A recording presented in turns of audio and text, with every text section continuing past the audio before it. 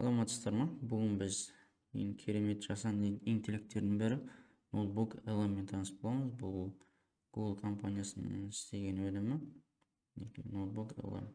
Бұл жасанды интеллект не істей алады? Сіз берген документтерді зерттей алады, ішінде не бар, және де анализ жасай алады. Өте мықты құрал.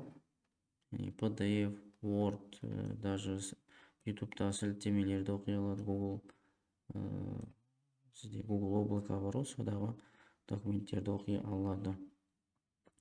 Және аудио пересказ, видео пересказ барлығын істей алады.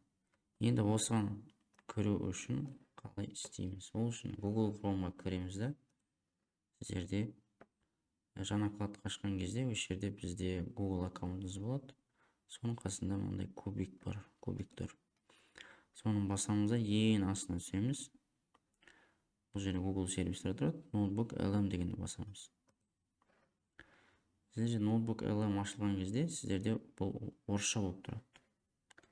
Мен қазақша документтер жасау үшін мен бұның тілін қазақшаға айналдырдым. Қазақшаға айналдыру себебі өйткені кейбір документтерді мен презентация жасаймын да қазақ тілінде. Сол үшін ноутбук LM-да негізгі тілін қазақ тілінде қылып аламыз. Қазақ тілін қылу үшін бізге Google аккаунтқа кіреміз. Осы жерге басып. Осы жерден іздеу жолағына поискқа сіздер язык деп тересіздер. Мен тіл деп терейін. Мен өйткені қазақша. Сізде язык, личная информация деп тұрады осы жерде. Осыған кіресіз. Сіздерде қолданатын тіл, используемый язык сізде орысша деп тұрады, орыс тілі. Оны келесіздерді, так, нерден біз қазақ тілін қосып аламыз, басқа тіл. Добавить другой язык деп. Неге сіздер қазақ тілін қосып аласыздар?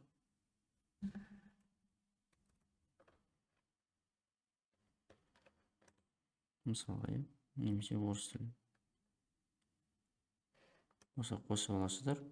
Сосын қазақ тілін сізге жоғары көтеру керек. Жоғары көтересізді. Сонда сізде ағылшын тілі ауысып кетті. Мысалы, қазақ тілін жоғары көтересіз, сізде тіл ауысады. Содан кейін орыс тілін сіз мысалы осылай келесіз да жою деп жойып тастайсыз. Негізгі қазақ тілі мен ағылшын тілі қалу керек сіздерде. Сонымен келесіздерде мынеға ноутбук LM-ға кіріп перезагрузка жібересіздер. Сол жерде бізге осы сайт қазақ тіліне ауысады. Бұл жерде мысалы блокнот деп аталады. Блокноттарын деп тұрғаныз. Бұл жерде кез келгенде сіздің іс-әрекеттеріңіз, мысалы жиналған жиынтық документтеріңіз блокнот деп аталады. Кәдімгі өмірдегі блокнотқа сіздер неше түрлі жазасыздар ғой, бір тақырып бойынша. Сол секілді осы жерде блокнот. Жаңадан блокнотты ашу үшін жаңасын жасауды басамыз, немесе нерден плюсті басамыз. Жаңасын жасағаннан кейін бізде дерек көздерді енгізуді сұрайды. Дерек көздер бізде Google Drive-тан дерек көздерді қосуға болады, немесе арнайы бір сілтеме, веб-сайттың сілтемесі, немесе YouTube-тың сілтемесін қоюға болады, видеоларды, немесе мәтін қоя салуға болады, көшірілген мәтін. Мен әзір қоспаймын. Бірінші интерфейсімен танысып қояйық. Бұл жерде бастапқы үстінде тақырыбы бұл өзі автомат түрде қоя салады, егер сіз тақырып бермесеңіз. Сосын біз негізі 3 терезеден тұрады. Дерек көздерден, чат, сосын студиядан тұрады. Дерек көздерден бізде Deep Research көмегімен тереңірек зерттеуге болады. Немесе бұл жерде қараңыздар, веб, интернет, немесе драйв. Интернеттен осы жерден шықпай, осы жерден іздеуге болады. Мысалы, интернеттен мысалы робот деп іздесем, бұл жерде веб-сайттан бүкілін зерттейді.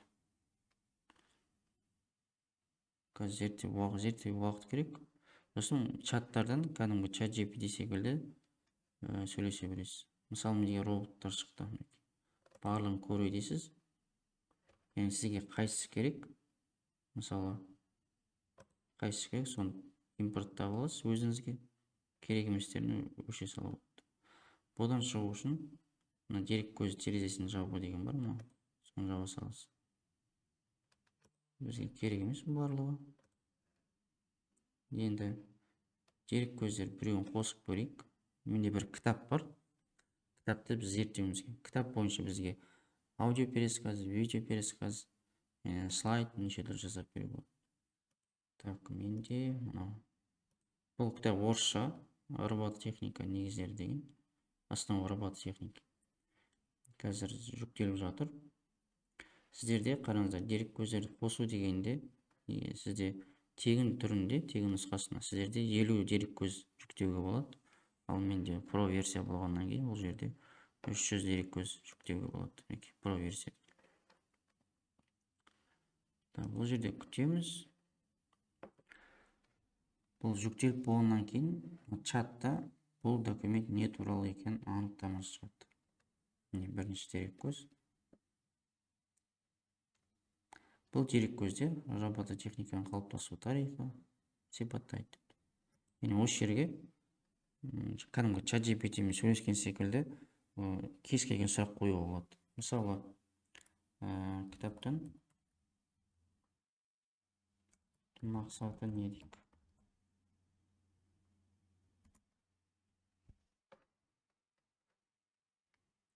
Қазір біздің мынау деректер бойынша зерттеп бізге жауабын береді. Кітабы негізгі мақсат техникалық жоғары оқу орындарының студенттеріне арналған оқу құралы болып табылады. Сосын мына астыңғы жағында керекті бір сұрақтар бар, өз құрастырған. Егер керек болса, осыны қолданып сұрауларыңызға болады. Енді келесі бізде студия деген бар. Мына жерде өзінің баптаулары бар, чатты конфигурация. Арнаулы, қысқарақ, енді бұл өзіңіз қалауларыңыз бойынша қойасыздар. Студия деген бар. Студияда бізде аудио қорытынды, бейне шолу, менталды карта, есептер, флеш-карта, тест, ақпаратты графика, слайдтар, деректер кестесі жасап береді. Қазақша тек қана бұл жерде деректер кестесі, слайдтар жинағы, тест, флеш-карта, ақпаратты графика, есептер жасап бере алады. Ментальды картаны мен әзірше қазақша тексеріп көрмедім. Негізі қазақша тек қана істемейді, аудио мен бейне шолу. Бұл жерде қараңыздар. Бұлардың баптауларына кіру үшін қарындашының суретін басасыздар. Слайд. Бұл жерде өзінің баптаулары бар. Соған сай өзіңіз таңдап аласыздар. Толық презентация ма, әлде баяндамашы слайдын? Толық презентация деймін, қазақша жазу үшін. Тіл таңдау ағылшынша. Бұл жерде мен айтамын, робототехника пәні бойынша робототехниканың даму тарихы тақырыбына қазақша презентация жаз деп өшеге жазамыз да жасауды басамыз. Сол кезде бізде жасалып беріледі өзі. Ақпаратты графика барлығы солай. Мысалы, оның баптаулары осындай. Толық детализация толық, стандартты. Немесе үстіне жай бас салсаңыз, ол по умолчанию өзі жасап береді. Мен бұл кітапты мен жүктеп қойғам уже. Қазақша презентация жасалды. Соны көрейік қалай жасалды. Менде ол осы. Слайдтар жасалды. Мінекей, осы жерге түсетін болады. Бұны сіз өзіңізге жүктеп ала аласыз. Немесе біреумен бөлісе аласыз. Ішіне кіріп қарасақ.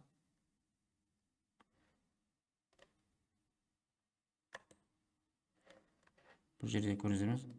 Осы кітап бойынша бізде презентация жасап берді. Кәдімгі детализация, барлығы суретті. Мысалы, кітаптың ішіндегі суреттерді осы неге презентация қойды. Көріңіздер ме?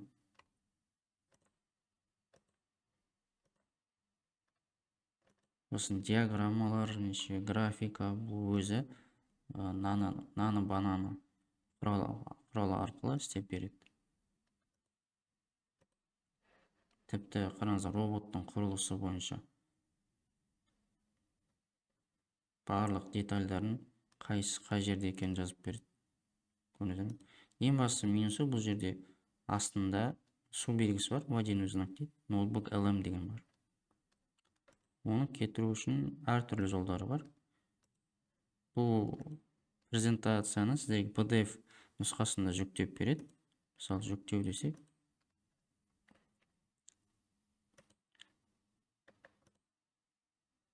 PDF-ті жүктеп береді. PDF-ті сіз презентацияға ауыстыру үшін PPT-X деген форматқа.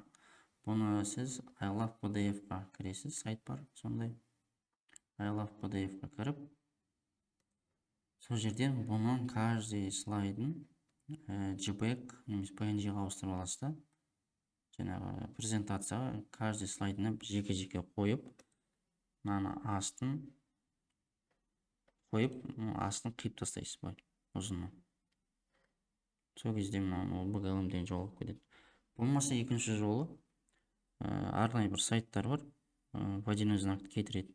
Соны қолданса болады. Бірақ ең тез жолы жаңағы барлық сайтты PNG-ға ауыстырып, оны жаңағы каждый PPT-X-қа біздің слайдымызға жеке-жеке қоюымыз.